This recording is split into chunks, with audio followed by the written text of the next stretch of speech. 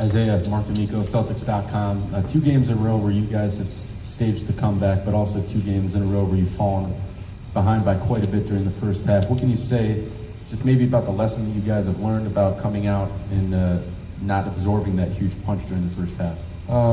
Just we can't put ourselves in that big of a hole because it takes so much energy and so much time out of us to get back in the game, because we seem to always get back in the game. But there's those games where we just don't have enough to pull it off. But tonight was a little different. Like the first half, we got all the shots that we wanted. It's just the ball wasn't going in the hoop, and then they're a good team. They made plays and made shots. But again, we can't put ourselves in a big hole like that, especially in the playoffs. It's too tough to come back and get wins.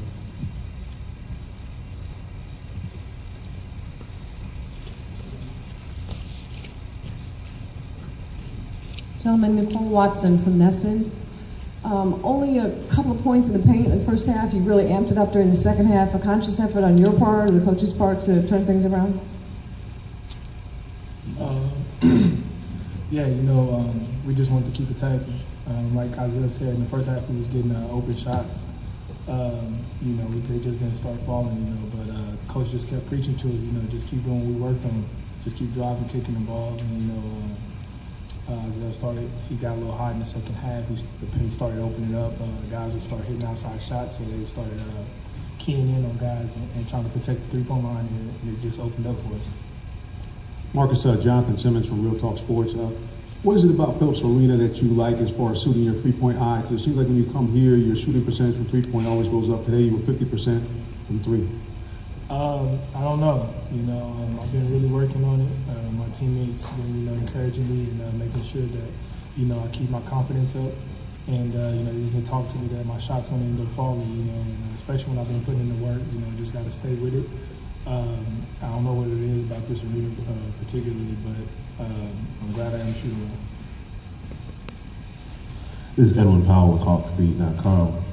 Third quarter, you guys made a run, and this is to either one of you. I'm wondering what it was defensively that you guys were doing, or was it just a matter of the shots going down in that third quarter when you guys made that run?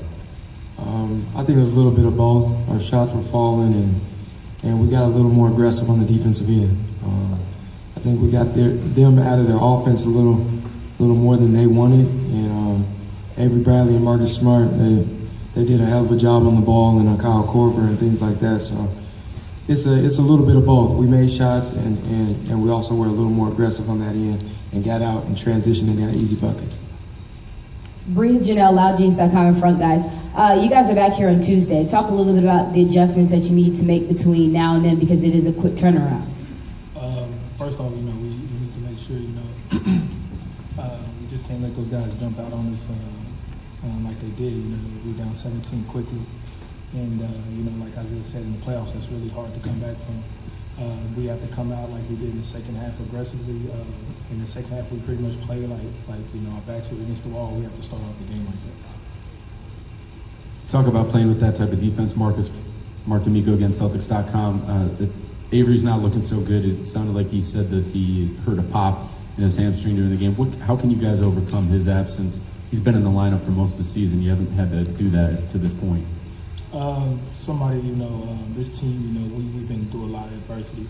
A lot of guys have been injured. We've been playing without a couple of our guys.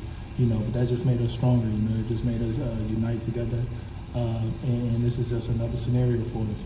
It's just something we have to overcome and get through. Obviously, hearing that from him and seeing him go down like that hurts our team.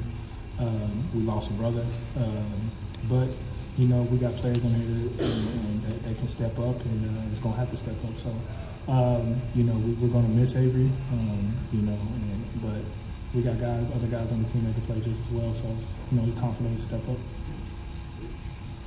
Steve Ballpark, Boston Herald. Guys, what's going through your head in the first half where you're getting the shots you want from the outside and nothing's going down? Just try to stay confident. Easier said than done.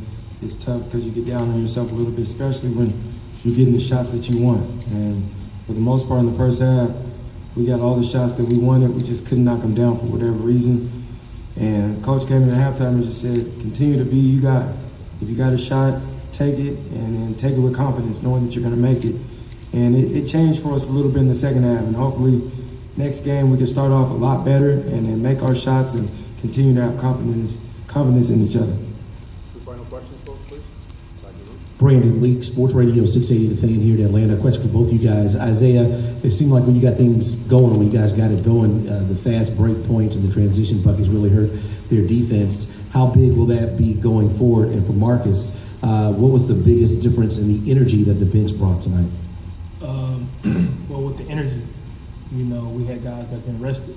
You know, like Isaiah said earlier, you know, playing down, you know, we kind of wore ourselves out. You know, the bench guys came in, you know, we were energized, and you know, we understood what we were playing for. You know, we had to make sure that we could pick up our first unit, and that's what we did. You know, the intensity intensified, and I think our first unit saw that, and when they got back in, they just kept it going.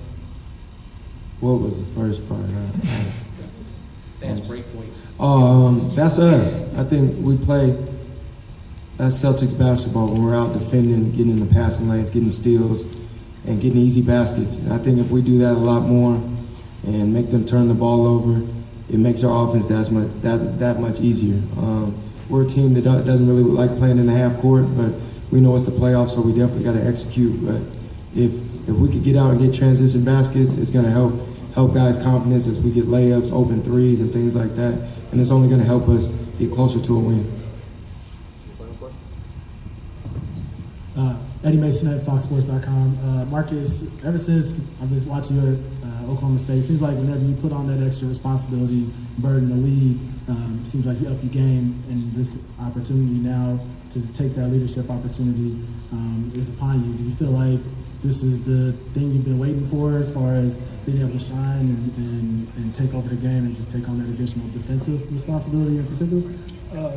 First off, you know, nobody really wants to step into that role because somebody else got hurt, you know, and like I said, we lost a brother that hurts us.